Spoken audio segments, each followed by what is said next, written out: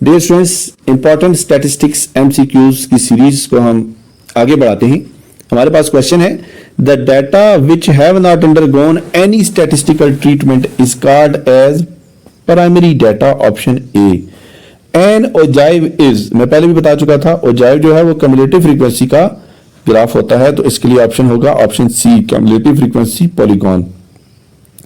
The process of arranging data into rows and columns is called as tabulation. Option number C. Histogram is a graph of, histogram जो है वो frequency distribution का graph है, मैं पहले भी discuss कर चुका हूं। When a distribution is symmetrical है and has one mode, the highest point on the curve is called the symmetrical distribution में एक ही मोड है और highest point जो डिस्ट्रीब्यूशन होगा वो मॉड भी होगा, मीडियन भी होगा और मीन भी होगा, क्योंकि इन तीनों की वैल्यू हमेशा इक्वल होती है, तो all of these, option D. Sum of square of deviation of the values is least when deviation is taken from, ये पहले भी मैं डिस्कस कर चुका था कि स्क्वायर डेविएशन की जो वैल्यू है वो लीस्ट होती है जब हम डेविएशन मीन से कैलकुलेट करें, और एब्सोल्यूट डेविएशन जो होती है वो हमेशा मीडियन से मिनिमम होती है, ये बात भी याद रखिएगा। The geometric mean of A and B is, A और बी का अगर ज्योमेट्रिक मीन लें तो वो होगा अंडर रूट ए बी, इसका ऑप्शन सी आंसर आएगा। क्वेश्चन नंबर 8 देखिए, क्वेश्चन नंबर 8 में कहा गया है कि मॉड ऑफ द सीरीज, ये सीरीज दी गई है, इसमें हम देखेंगे कि सबसे ज्यादा कौन सा नंबर रिपीट हो रहा है, तो यहां पे जो सबसे ज्यादा नंबर रिपीट हो रहा है वो नंबर है 3, तो यहां पे इसका आंसर आएगा option number A. Next question देखते हैं, if any value in a series, अगर डाटा में कोई भी वैल्यू 0 हो तो हम ज्योमेट्रिक मीन नहीं कैलकुलेट कर सकते, इसके लिए आंसर होगा option B. The positive square root of the variance of a distribution is known as standard deviation, option number A. If x bar is equal to 5, then which of the following expression is minimum? Sum of square deviation from mean is always minimum, तो इसके लिए option B appropriate होगा। Standard deviation जो है, standard deviation of values कुछ दी हुई हैं और पूछा गया है कि स्टैंडर्ड डेविएशन बताइए। स्टैंडर्ड डेविएशन जो है वो अंडर रूट होता है वेरिएंस का, तो डाटा में जब कोई वेरिएबिलिटी ही नहीं होगी तो उसका वेरिएंस और स्टैंडर्ड डेविएशन दोनों ही 0 रहेंगे।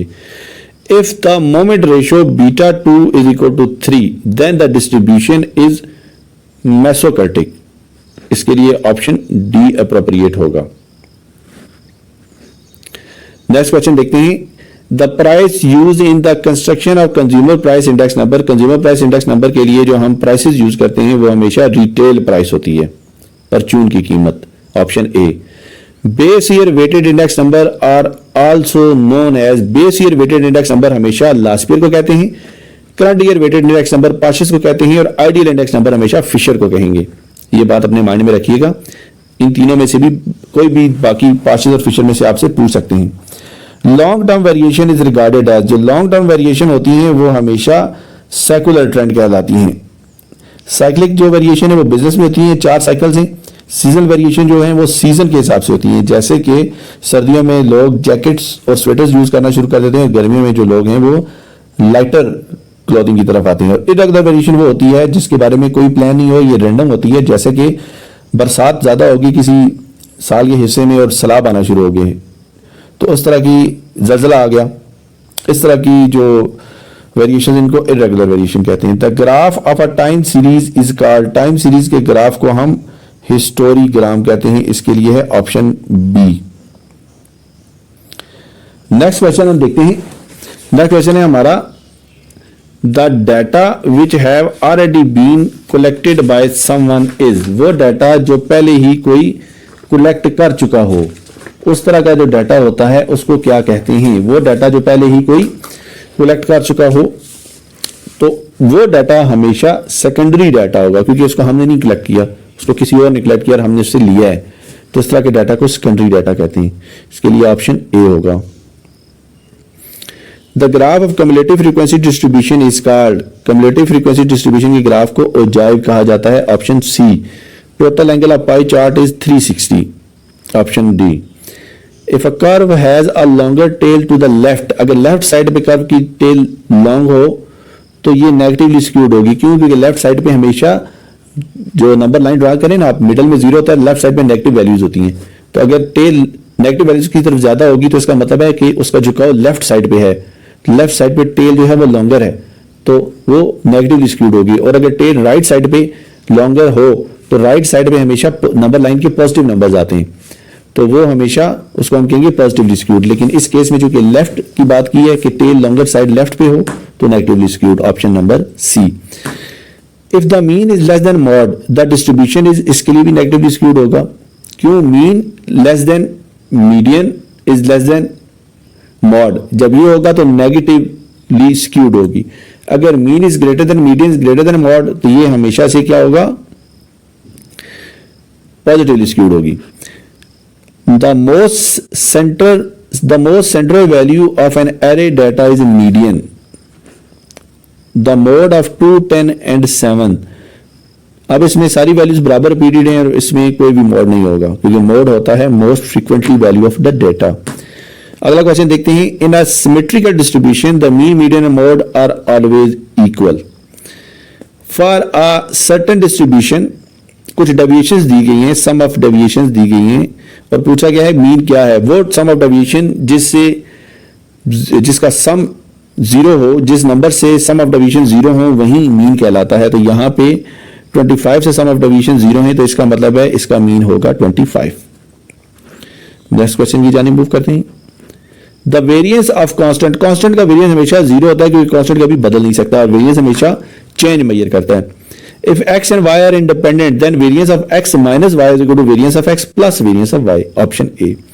If third moment about mean is zero, अगर थर्ड मोमेंट जो है वो जीरो हो तो उस सूरत में जो डिस्ट्रीब्यूशन होगी वो क्या होगी?